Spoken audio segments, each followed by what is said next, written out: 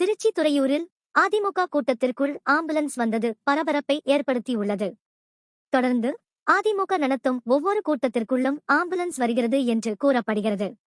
இதனால் ஆத்திரத்தில் இருந்த அதிமுகவினர் திருச்சி துறையூரில் நடந்த அதிமுக கூட்டத்திற்குள் ஆம்புலன்ஸ் வந்ததால் ஆம்புலன்ஸ் டிரைவரையும் ஆம்புலன்ஸையும் தாக்கினர்.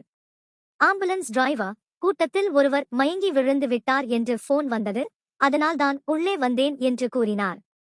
தொடர்ந்து இது போன்ற சம்பவம் நிகழ்வதால் எதர்ச்சியாக நடந்ததா அல்லது வேறு ஏதும் உள்நோக்கம் உள்ளதா என்று போலீசார் விசாரித்து வருகின்றனர்.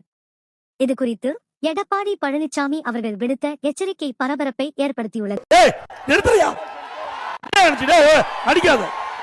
ஒவ்வொரு முறையும் ஆளாத ஆம்புலன்ஸ் இயக்கிட்டு தம்பி கம்முன்று போங்க.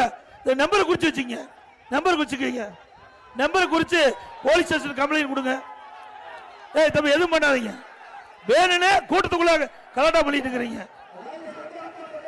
போங்க, போ. ஒவ்வொரு முறையும் நான் பொதுக்கூட்டம் போடும்போது ஆம்புலன்ஸ் விடுறது கேவலமா இல்ல அரசாங்கம். நான் ஆரம்பத்திலிருந்து இது கிட்டத்தட்ட ஒரு 30 கூட்டத்தில் பார்த்திருக்கிறேன். இதே மாதிரி ஆம்புலன்ஸ் கூட்டத்துக்குள்ள விடுறது. ஆக இந்த அரசுக்கு எச்சரிக்கையா விடுறோம். அடுத்த இருக்க ஆம்புலன்ஸ் வந்தா ஆம்புலன்ஸ் பேஷண்ட் ஏத்திட்டு போற மாதிரி தான் இருக்கும்.